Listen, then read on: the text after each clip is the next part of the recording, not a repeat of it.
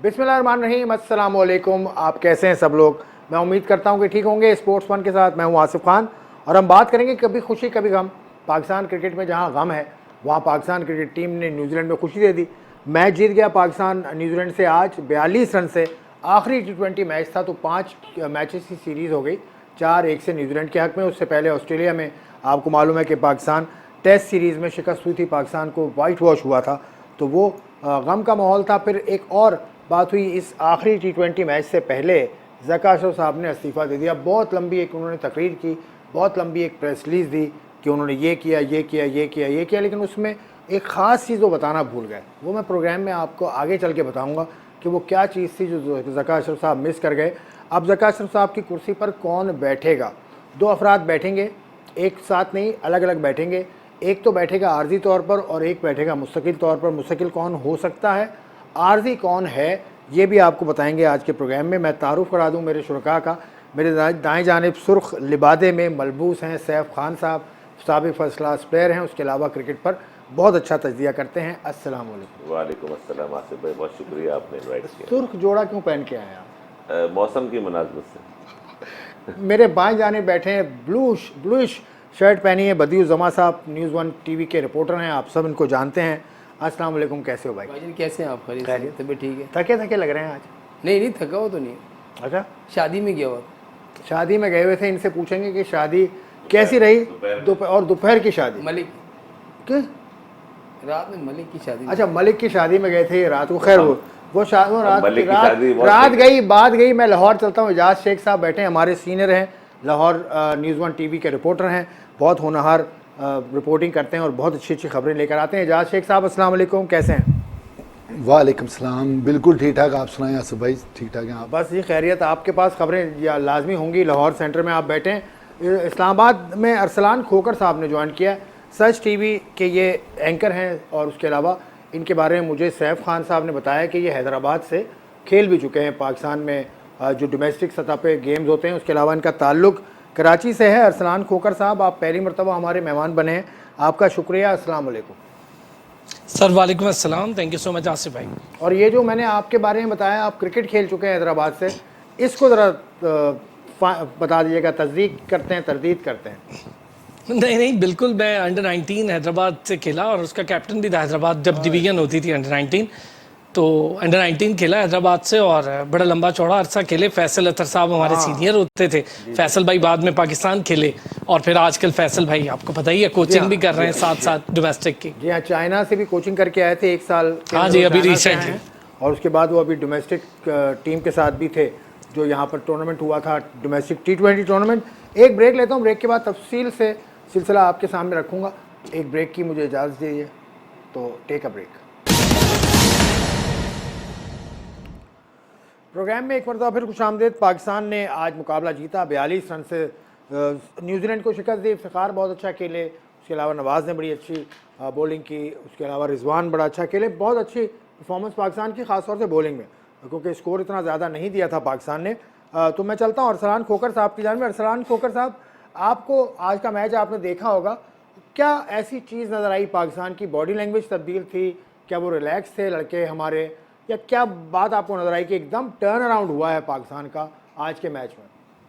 आसिफ भाई, मेरा ख्याल है सबसे बड़ी खुशी जो पाकिस्तान में प्रॉपरली जर्नलिज्म करते हैं स्पोर्ट्स के, वो क्रिकेट के हल्के जो जुड़े हुए हैं पाकिस्तान क्रिकेट के साथ, वो और प्लेयर्स, उनके लिए यही थी कि ज़का अशरफ से जान छूट गई क्रिकेट बोर्ड की।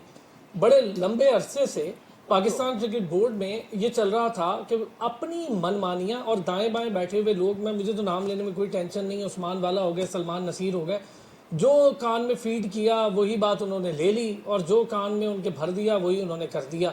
बाबर आजम के साथ जो कुछ होता रहा वर्ल्ड कप के दरमियान, ये कोई ज़रूरी चीज़ थी? आपने उसको कैप्टनसी से हटाना था, ग्रेसफुली हटा देते। भारत में भी विराट कोहली को हटाया था तो डिस्कशन करके हटाया था। फिर जाते जाते जो कुछ वो करके गए, उसमें मेरा ये ख्याल है जो उन्होंने तकरीरें फरमाई इतनी लंबी कि मैंने ये किया, उसमें बड़ी चीज़ ये थी कि टीम की यूनिटी तोड़ी।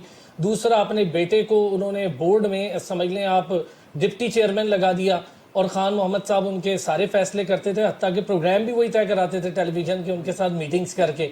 तीसरा, उन्होंने गैर ज़रूरी दौरे किए। चौथा, इलेक्शन करवाया नहीं। और पांचवा, शाह खावर साहब उनके अड्डर थे, तो वो उनकी मर्जी से डिक्टेशन लेकर तो जाते ही नहीं थे इलेक्शन की तरफ। अभी भी मुझे बता दें इलेक्शन प्रोसीजर, अगर आप सारे भाई बैठे हुए किसी को पता हो, मैंने बार बार पूछा, बार बार पाकिस्तान क्रिकेट बोर्ड से पूछा, भाई कहाँ पहुंचा आपका इलेक्शन प्रोसीजर?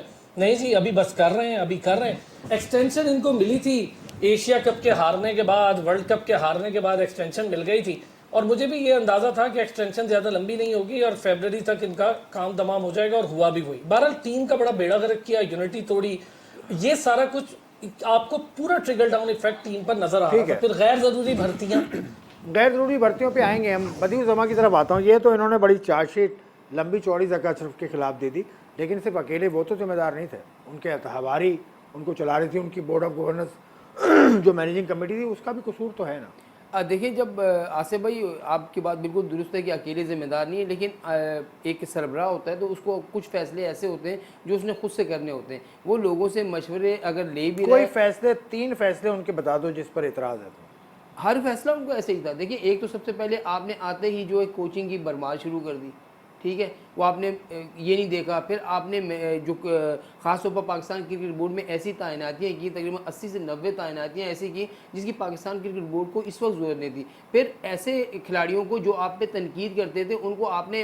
बड़े बड़े ओहदे दे दिए। सबसे बड़ी मिसाल मोहम्मद हफीज़ से टीम डायरेक्टर बना दिया, हेड कोच बना दिया, और उनको कह दिया कि सारे फैसले आप ही करें। वो जो कहते थे कि यस, वो तो कहते यस, नो कहते थे नो।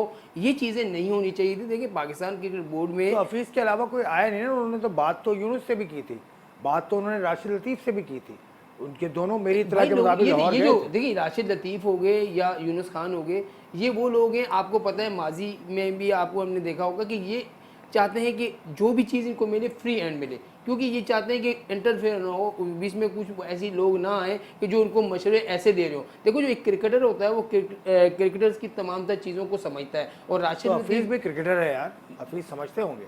आपकी बात बिल्कुल सही है। अब मैं नहीं कह रहा कि वो क्रिकेटर नहीं है, वो प्रोफेसर भी हैं, क्रिकेटरों के प्रोफेसर भी हैं। मेरे कहने का मकसद है कि वो इस वजह से कि आपको जो बात, जब आपको मालूम है कि मैंने रहना ही 2 में नहीं है, 3 महीने रहना है, तो फिर उन्होंने सिर्फ किस लिए रहना है आपको भी पता है।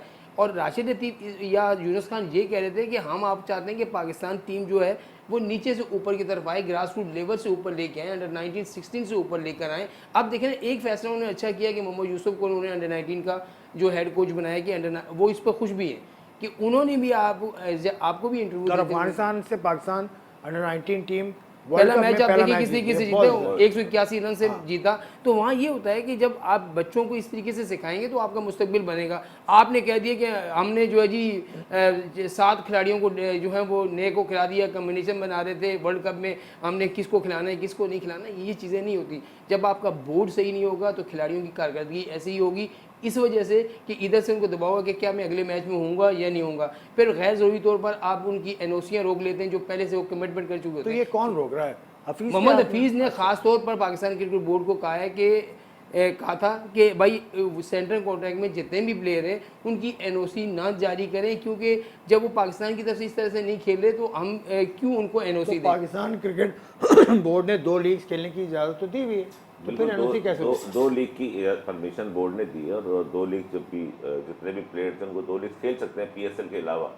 तो मेरा ख्याल ये बुरी बात तो नहीं है अगर 2 लीग अलाउ की हैं। अगर वो ज़्यादा क्रिकेट खेलते हैं तो ओवरलोड हो जाते हैं, अनफिट हो जाते हैं, प्रॉब्लम आती है। जब बड़े इवेंट्स आते हैं तो प्लेयर अवेलेबल नहीं होता, अनफिट हो जाते हैं। तो इस वजह से बोर्ड ने पॉलिसी बनाई है। जो लड़के इंजर्ड अभी रिसेंटली हुए हैं, नुमान अली वो तो खैर ऑपरेशन कर गया, खुर्रम शहजाद इंजर्ड, अफरीदी अब्बास अफरीदी इंजर्ड, और भी इंजरी में कोई और भी लड़के शामिल हैं। सारे आपके बॉलर अबरार इंजर्ड, ये तो लीग नहीं खेल रहे थे यार। देखिए, सम टाइम ऐसा नहीं होता कि वो ज़्यादा ओवरलोड की वजह से भी इंजरी हो। इंजरी किसी भी टाइम भी कभी भी हो सकती है, ड्यूरिंग मैच, ड्यूरिंग प्रैक्टिस हो सकती है इंजरी।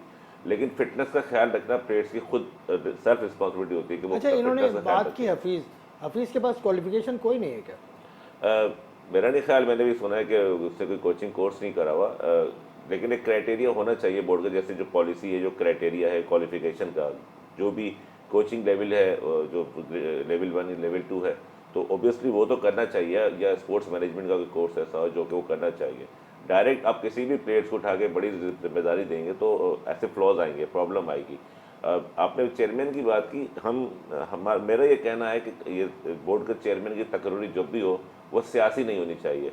क्रिकेट बोर्ड में क्रिकेटर को आना चाहिए, चाहे आपको अच्छा लगे या बुरा लगे, लेकिन आपको एक ज़्यादा कोई सीनियर प्लेयर जो रिपोर्टेबल क्रिकेटर हो उसको बोर्ड में आना चाहिए, ताकि वो आके बेहतर फैसले करे। अब अभी बद्दी भाई ने बात की ना, कान में कोई कह देता का अशरफ के या कोई भी कोई बोल दे तो वैसे ही कर देते थे।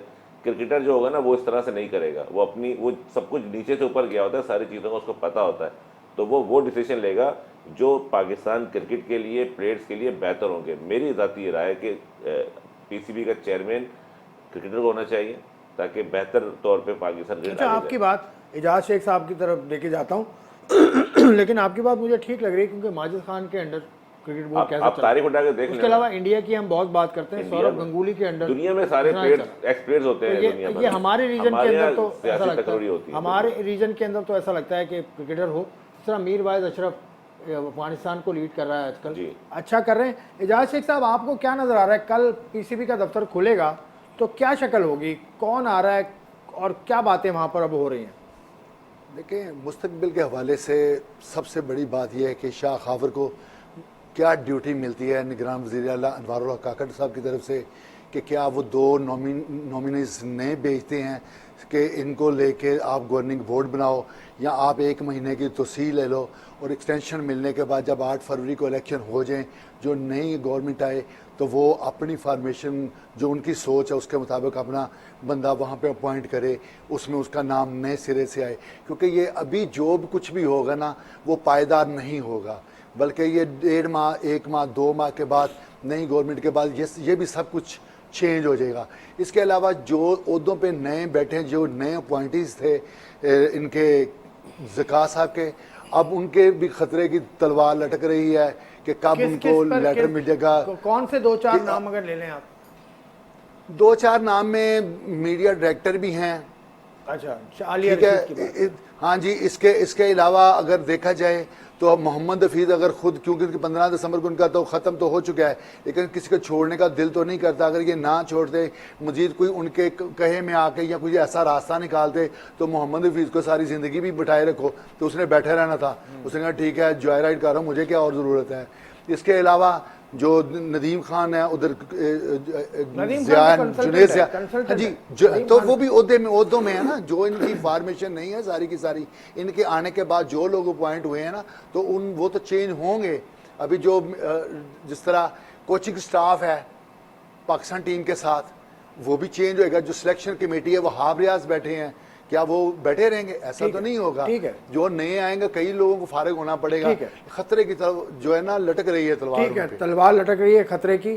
क्या होगा, कौन रहेगा, कौन जाएगा, इस पर हम मजीद बात करेंगे एक ब्रेक के बाद।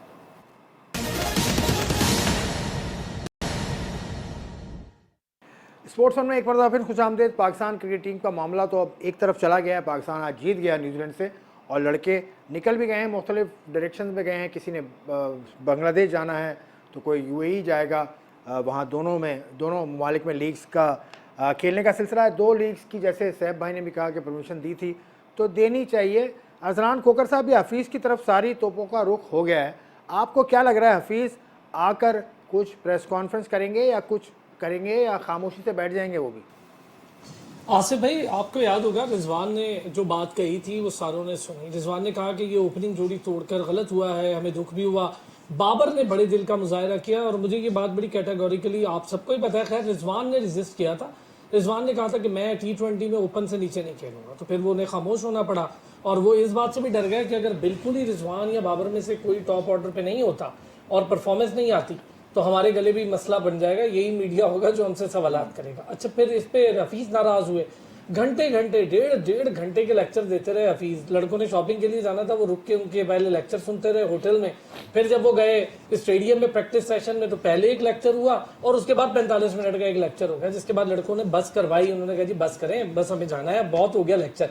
अब हफीज़ ये कहने जा रहे हैं कि जी ये जो नए लड़के आए हैं इनकी इंडक्शन मेरा पहला ख्वाब था और डोमेस्टिक परफॉर्मेंस को मैंने तरजीह दी और जो परफॉर्मर्स थे उनको हमने खिलाया और उसके बाद जो सीनियर्स थे उनके साथ मैंने शफलिंग की बात की, किसी को बिठाने की बात की, मेरी बात नहीं मानी गई, तो मुझे ये लगता है कि मैं इस तरह काम नहीं कर सकता। ज़ाहिर है उन्हें काम करने ही नहीं देना आगे, तो उन्होंने फिर कहना कि गोंगलुओं से मिट्टी झाड़ना, उन्होंने कहना कि जी मैं इस तरह काम नहीं कर सकता। हालांकि कुछ ठीक है, हफीज़ के कुछ फैसले मुझे ठीक लगते हैं कि नए लड़कों को चांस देना, थोड़ी डेयरिंग की। साहबजादा फरहान को नीचे खिला दिया, हसीबुल्ला को ऊपर खिला दिया। भाई हसीबुल्ला चौथे पांचवें पर भी खेलते रहे डोमेस्टिक में, तो हसीबुल्ला को खिला लेते, ओपन भी करता रहा है, लेकिन वो खेल लेता है। साहबजादा फरहान भी तो ओपन करता है, अब उस बेचारे को पांचवें छठे खिलाते रहे। अच्छा, साइम अयूब को मौके दे रहे हैं, अच्छी बात है, तो फिर दे रहे थे 5 के 5 मैच। आजम को भी दे देते, कुछ मैचेस ड्रॉप कर लेते, हिम्मत कर लेते ना कि रिजवान को कहते यार 1-2 मैचेस तू बाहर बैठ जा, वैसे भी कौन सा जीत रहे हैं, हार गए तो हार गए। बाबर को कह देते, बाबर बैठ भी जाता। बाबर का जितना आप सारे लोग जानते हैं, बाबर ने कोई रेजिस्ट नहीं करना, तो उसने कहना ठीक है जी दे दें। जब अफगानिस्तान के अगेंस्ट टीम गई थी तो बाबर ने खुद से कहा था कि ठीक है हम रेस्ट करते हैं, शादाब को कैप्टनसी करवाएं और वाइस कैप्टन है उसको भेजें। तो मामलात यहाँ पे ना असल में पॉलिटिसाइज बहुत हो रहे थे ज़का अशरफ साहब के टाइम पे। और आपने कहा कि जैसे गवर्निंग बोर्ड की बात, तो आपसे बेहतर कौन जानता होगा आसिफ भाई, गवर्निंग बोर्ड कैसे बनता है। गवर्निंग बोर्ड भी ये पॉलिटिकल इंटरफेरेंस से बनता है, सारे वो अपॉइंटमेंट्स होते हैं, और जो चेयरमैन आता है अपनी मर्जी के बंदे लेकर आता है। तो जाहिर है उन्होंने वही बात सुनाई। शकील शेख साहब कितना अरसा बैठे रहे नजम सेठी साहब के साथ, तो शकील शेख साहब भी तो नजम सेठी साहब के बड़े हमारी नए लोग आने चाहिए। नजम सेठी साहब भी करके चले गए, बदियुज़्ज़मा साहब, आपके पास क्या इत्तला है, कोई और आ रहा है या शाह खबर साहब ही इस मामले को कंटिन्यू करेंगे? देखिए पीसीबी आपने खबर भी दी है, बिल्कुल खबर, पीसीबी से मेरी पीसीबी से जो बात हुई थी तो उसमें यही कहा था कि देखिए जो हम हमारा जो कानून कहता है, ये जो आइन कहते हैं, लेकिन वो आइन आपके मुताबिक तो जब बोर्ड ही नहीं चल रहा तो आइन कैसे चलेगा। तो लेकिन यही था कि 2 ऑप्शन उनके पास है, तो मेरे ख्याल में इसी पे बात हो रही है कि शाह खबर जो है वही जो है इसको लीड करेंगे और उनको ये टास्क दिया जाएगा कि भाई आपने जो है इलेक्शन करना है। फिर नई मैनेजमेंट कमेटी जो अगर वो आती है तो उसका भी पहला टास्क ये होगा कि सिर्फ और सिर्फ कौन आ रहा है, एक चेहरा। देखिए 4 नाम, एक तो मोइन खान जो है साबिक क्रिकेटर कप्तान, उनका नाम आ रहा है। एक नदीम उमर का नाम भी जो है वो जो फ्रेंचाइज के मालिक है, फ्रेंचाइज के मालिक होकर वो कैसे, मैं कह रहा हूँ एक उनका भी नाम आ रहा है, कैसे बनेंगे। एक खोकर साहब में सईद खोकर, उनका भी एक नाम आ रहा है। तो इससे से 3 से 4 नाम ऐसे हैं कि जो आ रहे हैं, इनको जो है वो उनसे मुलाकात होगी। पहली मुलाकात मोइन खान से है, फिर उनसे वज़ीर आज़म की, फिर इनकी, क्योंकि इनको इस्लामाबाद बुला लिया गया है पीर को इनकी मुलाकात मुतवक्के है वज़ीर आज़म से। तो उसके बाद ये पता चलेगा कि आया मोइन खान को बनाया जाता है या किसी और को चुना जाता है। आएंगे तकरूरी इनकी होगी छोटे पीरियड के लिए, सिर्फ छोटे पीरियड के लिए होगी, और इनका सिर्फ और सिर्फ ये काम होगा कि पाकिस्तान क्रिकेट बोर्ड में इलेक्शन करवाया जाए, बोर्ड ऑफ गवर्नर बने, इलेक्शन हो, और उसके बाद जो मुंतखब चेयरमैन है वो आए और पाकिस्तान क्रिकेट बोर्ड। सही। एजाज शेख साहब आपके पास क्या इत्तला है? बदी ने तो नाम खोल के रख दिए, मोइन खान हॉटेस्ट प्रॉपर्टी हैं इस वक्त, हॉटेस्ट कैंडिडेट हैं for the chairmanship of the PCB for the time being.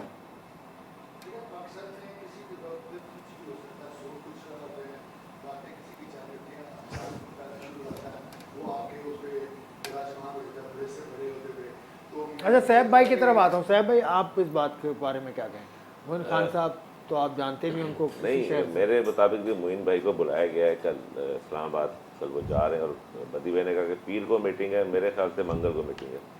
नहीं चले इस पे बहस नहीं, पीर को हो मंगल अच्छा, को, बहरहाल जंगल में मंगल नहीं होना अच्छा है कि जंगल में मंगल, वो जो है जंगल में मंगल नहीं होना चाहिए। जो भी हो पाकिस्तान के लिए अच्छा हो, ये तो नहीं हो सकता। पाकिस्तान क्रिकेट बोर्ड के लिए अच्छा हो, पाकिस्तान में क्रिकेट, ये तो नहीं हो सकता। और क्रिकेटर आएगा। और इसकी वजह मैं मेरी बात को गलत ना समझिएगा, मैं इसकी वजह बताता हूँ। पाकिस्तान क्रिकेट के लिए उस वक्त अच्छा होगा जब चेयरमैन पीसीबी आएगा एक प्रोसेस के जरिए, जैसे भारत में आता। बिल्कुल, मतलब एक एसोसिएशन की आपने अगर सरबराही की है तो फिर आप चेयरमैन बनने के अहल होते हैं। लेकिन हमारे यहाँ सिस्टम नहीं है ना, हमारे यहाँ नहीं है। मैं इसलिए कह रहा हूँ कि कभी ठीक नहीं होगा जब तक आप ऊपर से। ने जैसे कहा कि पॉलिटिसाइज है चीज़ें और सियासी तकर्रियाँ होती हैं, हमने कहा तो वो तो है। लेकिन अगर मोइन खान साहब आते हैं तो इनका पास्ट रिकॉर्ड ये कहता है कि जब भी कप्तान बने, क्रिकेट खेली या मैनेजमेंट में अपनी कोयटा के लिए कोचिंग की, अपनी जो मोइन खान अकेडमी रन करते हैं, तो एक सक्सेसफुल जो इनका पिछला बैकग्राउंड है, तो अगर वो आते हैं तो क्रिकेट की बड़ी गहरी नॉलेज रखते हैं। वसीम अकरम साहब जब पाकिस्तान के कप्तान थे तो उनकी सक्सेस में मोइन खान का बड़ा किरदार था। मतलब क्रिकेट अच्छी खेली है तो वो अच्छा चला सकते हैं, और रिकॉर्ड भी है ना। मैनेजमेंट आप देखें, अपनी मोइन खान अकेडमी को रन कर रहे हैं पिछले 11-12 साल से, और कोयटा के लिए भी इन्होंने कोचिंग कर रही है और काफ़ी मतलब एक्सपीरियंस है। तो मैं समझता हूँ किसी क्रिकेटर का आना खुशैन बात होगा, जब तक जितने टाइम के लिए भी आए वो अच्छी इम्पैक्ट छोड़ के जाएंगे। और मोइन खान ने डोमेस्टिक क्रिकेट भी बहुत खेली है, बिल्कुल। PIA से, उसके अलावा कराची कराची से, से, बिल्कुल। तो बेहतरीन एक्सपीरियंस होगा। लेकिन और भी लोग हैं जिनके नाम चल रहे हैं। एजाज शेख साहब, आपके पास क्या इत्तला है इस हवाले से? मोइन खान क्या फ्रंट रनर हैं आपके ख्याल में चेयरमैन की कुर्सी संभालने के? नहीं, मैं बिल्कुल नहीं समझता। मैं इसको महज एक टमकीरी समझता हूँ कि जो शोशा छोड़ा गया है कि उसकी शोशा मुलाकात छोड़ा होगी, गया? ये किसने शोशा छोड़ा? बदी ने शोशा छोड़ा? बदी ने या सैफ खान मेरी साहब राय ने? है। नहीं नहीं नहीं नहीं नहीं, इन मैंने दोनों खबर को देखी, पकड़ूंगा मुझे फिर ये मैं नहीं- अभी। अगर शोशा छोड़ा है तो मैं इनको नहीं छोड़ूंगा। आप मेरी राय सुन ले ना, मेरी राय सुन ले। ये पूरे पाकिस्तान में ये अफवाह गर्दिश कर रही है, मैं इसको हकीकत नहीं समझा। मेरा आइडिया ये है, मेरी सोच ये है, गलत हो सकती मेरी राय भी, कोई फाइनली नहीं होती राय है। अभी हम ब्रेक वो पे ये है जाएंगे कि ना, ब्रेक पे अगर जाने के ये- दौरान मोइन खान साहब से रब्ता करेंगे, उनसे पूछेंगे हम कि क्या सूरत है। आप कंटिन्यू करें। राय मेरी सिर्फ ये है कि इनको एक माह दिया जाएगा, ये कंटिन्यू करेंगे, बोर्ड तश्कील देंगे। 8 फरवरी के बाद जो कुछ होएगा वो होएगा। अगर अबूरी तौर पे किसी को स्पेशली इस सीट पे बिठाना है तो वो उतना अरसा तो शाह खाबर खुद गुजार सकते हैं। वो भी तो मतमनी है ना कि मैं बैठूं, मैं भी कुछ कर लूं। मैं ये समझता चलें एक ब्रेक लेता हूँ, ब्रेक के बाद वापस आते हैं, आपके साथ मजीद बात करेंगे।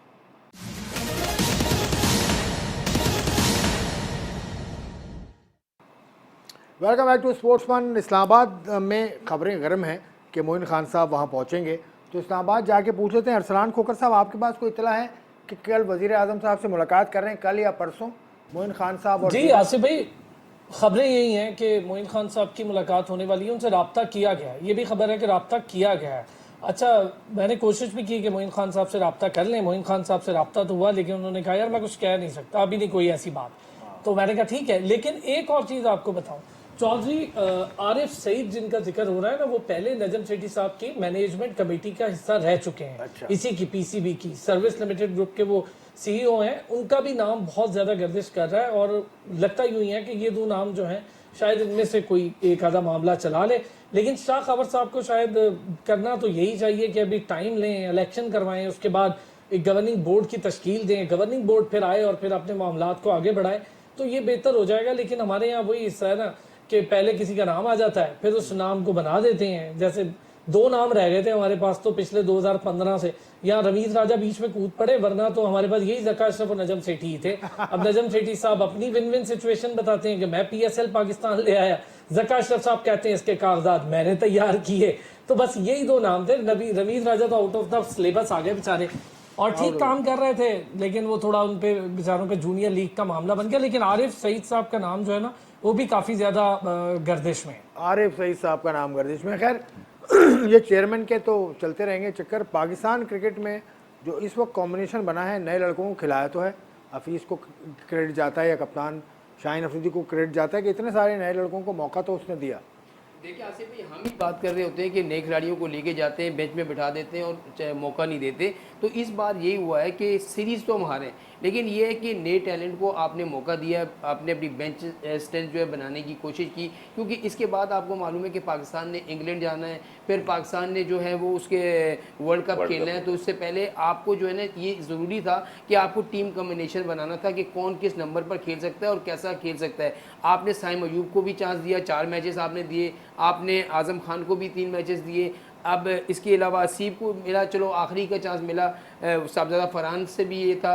लेकिन मुझे अब्बास अफरीदी में वो क्वालिटी नज़र आई है कि उसने डेब्यू को जिस तरीके से देखा मैंने, उसने जिस तरीके से डेब्यू पर बॉलिंग की, उस सबसे बड़ी बात वो फील्डर भी अच्छा है और उसके अलावा वो बॉलिंग जो है बैटिंग भी बहुत अच्छी कर रहा है। तो मेरे ख्याल में पाकिस्तान को एक आध लड़का तो ज़रूर मिला है। और साइम की जहाँ तक बात है, देखिए उसको आमिर जमाल तो है। आमिर जमाल तो देखो उसने ऑस्ट्रेलिया में अपने आप को प्रूव कर दिया, फिर यहाँ उसको उस तरीके से परफॉर्म नहीं कर पाया, लेकिन आमिर जमाल तो पहले से ही है।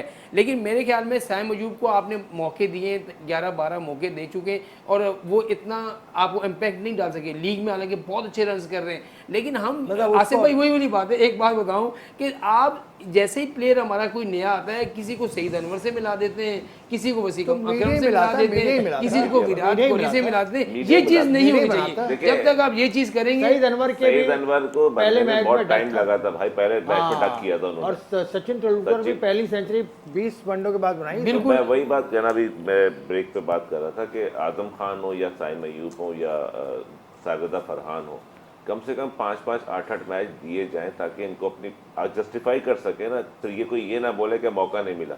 आजम को 3 मैच खिलाए थे, 2 मैच और खिला के 5 मैचों की पूरी सीरीज खिलाए थे। हाँ। पता लग जाता भाई। अब साइम तो खेल रहा है लेकिन उसे कंटिन्यू थोड़े मौके और देने चाहिए, चाहते तो फरहान हो या हसीबुल्ला हो। हसीबुल्ला को आखिरी मैच खिलाने का फायदा क्या था मुझे बताया? एक मैच आपने खिलाया, आप शायद फरहान को आप खिला रहे हैं, बैटिंग करा रहे हैं नीचे, 9वें नंबर पे जाके फायदा क्या? 9वें नंबर पे बैट्समैन को खिलाएंगे तो और जाया कभी जाएगा। नेशनल T20 में इतना शार्दुल फरहान परफॉर्म ओपन करके गया है, तो इतना परफॉर्म करके गया है, ये गलत चीज़ है। फिर आप जस्टिफाई नहीं कर सकते। आप फिर प्लेयर को बाहर करेंगे तो मीडिया बात करेगा, ये सारे बात, वो भी प्लेयर भी बोलेगा मुझे प्रॉपर मौका नहीं मिला। आप प्रॉपर मौका दें। वर्ल्ड कप से पहले अपने कॉम्बिनेशन बनाना है, टीम बनानी है। PSL भी बीच में आएगा, इंग्लैंड के टूर पे PSL से आपको फिर नए लड़के मिलेंगे कोई 2-4, तो लेकिन आप उनको डायरेक्ट तो वर्ल्ड कप नहीं खिलाएंगे ना। आपने एक बेंच तैयार करा होगा, एक पूरा जितने आपके माइंड में होगा सिलेक्शन का। अभी यही नहीं पता मैं सिलेक्शन कमेटी ना चेंज हो जाए, अगर बोर्ड चेंज होता है तो चेंज हो, ठीक है ना। तो फिर आपको वही उन्हीं प्लेयरों पे जाना पड़ेगा ना, फोकस उन्हीं पे करना है जो आपके करंट प्लेयर खेल रहे हैं। तो पहले तो इनको कॉन्फिडेंस दें, पूरे मैच खिलाएं। तब तक इंग्लैंड, लेकिन न्यूजीलैंड और ऑस्ट्रेलिया मुश्किल सीरीज थी। हमारे पास अब्बास आफरीदी PSL की प्रोडक्ट है, वो PSL से परफॉर्म करके जो है वो पाकिस्तान टीम में ऐसा GPL खेला ना सीजन। नहीं, डोमेस्टिक तो खेला है, वो डोमेस्टिक भी खेला है, लेकिन मशहूर वो हुआ है PSL से। T20 में जो उसने बॉलिंग की है मुल्तान सुल्तान के लिए, वहां से वो मशहूर हुआ है, टॉप विकेट टेकर टॉप था। विकेट टेकर था, और इस वजह से वो टीम में कंसिडर हुआ। वो एक अच्छा इजाफा। आमिर जमाल को जिस सबने तारीफ की, अच्छी बॉलिंग की है, पेस भी है, बैटिंग भी अच्छी करता है, वो एक अच्छा इजाफा है पाकिस्तान। मोहम्मद वसीम को देना चाहिए क्रेडिट कि वो आमिर जमाल को पाकिस्तान टीम में लेकर आया था। उसने डोमेस्टिक क्रिकेट खिलाई थी, उसे तो कोई खिला नहीं रहा था। अब 2-3 लड़के जो मिले हैं तो उनको टीम के साथ कैरी करें, खिलाएं, और आजम को या फरहान हो तो उनको पूरा मौका दें। ठीक है, एजाज शेख साहब, आप क्या समझते हैं कि यंग लड़कों की एक लॉट तो हफीज़ के दौर में हमने देख ली, ये तो क्रेडिट हफीज़ को जाता है, अब इस लॉट को कैसे इस्तेमाल करना चाहिए? नहीं, फीस को कोई क्रेडिट अच्छा, कोई क्रेडिट नहीं जाता, प्रोफेसर है, आपने कह दिया तो नहीं जाते हैं। पहली बात सुने जी, सबसे बड़ी बात यह है कि नए लड़के हों या पुराने लड़के हों, अगर वनडे है तो जो बॉलर्स गए उनमें इतनी कैपेसिटी होनी चाहिए कि वो 10 ओवर्स पूरी शान के साथ कर सके, पूरे अपनी पूरी जो वर्थ है, जो उनके पास क्वालिटी है, जो म्यार है, वो पूरा शो कर सके अपने 10 ओवर्स में। अगर T20 का मैच है तो T20 में यंग प्लेयर्स हैं या पुराने प्लेयर हैं, वो 4 ओवर्स हैं तो 4 ओवर्स पूरी ताकत के साथ करें और साबित करें कि आप अच्छे हो। ये नहीं कि लीग्स में आके चौके छक्के लगा रहे हैं, अगर बैटर है तो छक्के चौके लगा रहे हैं। अभी आपके ख्याल में, पता भी अभी आपके ख्याल में यंग लड़कों की कम से कम 4-5 यंग लड़के तो आ गए ना? यंग लड़के आ गए, लेकिन उनका भी पोल खुल गए, वो कितनी हैसियत के मालिक हैं। न्यूजीलैंड में जो उनका हाल हुआ वो सबके सामने है। और इसके अलावा आप देख लें जो वाइट वॉश उनको ऑस्ट्रेलिया के खिलाफ टेस्ट सीरीज में हुई है, सारे बैट्समैन है, सारा कुछ है, लेकिन जो बॉलर है वो जख्मी होके, इंजर्ड हो। अच्छा चलें, आखिरी बात करूंगा, आखिरी कमेंट सबसे लूंगा। शाहीन अफरीदी बतौर कप्तान आपको ठीक लगे? किसी ने उनके कप्तानी ये बात नहीं कि पाकिस्तान 4 मैच आ रहा है उनके अंडर भी? नहीं, आसिफ भाई कप्तानी पर करनी चाहिए, क्यों नहीं करनी चाहिए? भाई आपसे लेता हूँ पहले, आपसे क्यों नहीं करनी चाहिए बात? बिल्कुल, वो हम तो बाबर को इतना तनकीद का निशाना बनाते थे, कप्तानी PSL वाली की है उन्होंने। उन्हें लगा कि इधर उधर से प्लेयर इकट्ठे हो गए, थोड़ा बहुत चल जाएगा, मैं चौथे 5वें पर भी आके स्कोर कर लूंगा तो हम जीत जाएंगे। इंटरनेशनल है, अभी उनके सीखने का टाइम है, लेकिन उनको भी वक्त देना चाहिए। ठीक है, आपसे यही बात, एजाज शेख साहब आप क्या कहते हैं? कैप्टनसी वो के इट्स वेरी वेरी अर्ली, लेकिन मैं ऐसे ही पूछ रहा हूँ आपसे। देखिए, नो डाउट वो एक अच्छा बॉलर है। जब वो किसी के कंधे पे सवार होके कप्तान बनेगा, एक अच्छे बड़े चलते कप्तान को आप साइड लाइन पे कर दोगे तो फिर मेरा नहीं ख्याल कि वो कामयाबी किसके कंधे पर चढ़ गए वो? किसके कंधे पर? इतना लंबा है, एक उसको किसके कंधे की जरूरत है? फ्रेंचाइजर के जरिए आए या किसी के जरिए, तो कंधे की जरूरत जरूर होती है। अच्छा ठीक है, आप बताइए, बंदे को कंधे की जरूरत होती है? नहीं, बिल्कुल आपकी बात सही है, इजाज भाई सही बात कर रहे हैं कि बहुत सारे नाम जो होते हैं ना वो इसी तरीके से आते हैं, जहाँ वो किसी कप्तानी तो अच्छी की ना। कप्तानी मुझे नहीं लग रहा कि आप कैसे कप्तानी, जब टीम सीरीज 4-1 से आ रही है, आप कह रही कप्तानी अच्छी है, आपको 227 रन बन रहे हैं, 224 रन बन रहे हैं, 200 रन बन रहे हैं, आप कैसे पर हम फिर ऐसा नहीं है, लेकिन मौका देना चाहिए, मौका देना चाहिए। देखिए, बाबर और शाहीन कप्तानी में कोई फर्क नजर नहीं आया मुझे तो, लेकिन आपने जो कप्तान बनाया है तो उसको भी जस्टिफाई करना चाहिए, मौका देना चाहिए। बिल्कुल देना चाहिए, बिल्कुल देना चाहिए, किसी को भी मौका देना चाहिए। ये बिल्कुल हमारी फील्ड की तरह है कि आज हमने अगर अच्छा काम नहीं किया और हमने अपना काम शुरू ही किया है तो हमें हटा दिया जाए तो ये हमसे ज़्यादती होगी, ऐसा ख्याल किया जाता है। तो पाकिस्तान ने आज का मैच तो जीत लिया, लेकिन पाकिस्तान के आगे इम्तहान और भी हैं। अगला हफ्ता पाकिस्तान क्रिकेट बोर्ड के लिए बहुत ज़्यादा अहम है। बहुत नई तकरूरियाँ होंगी, बहुत बरतरफियाँ होंगी, बहुत तैनातियाँ होंगी। क्या होता है मैं आपके सामने फिर हाजिर होंगे स्पोर्ट्स वन के प्लेटफॉर्म से, आपको अपडेट करते रहेंगे। देखने का शुक्रिया। खुदा हाफिज़।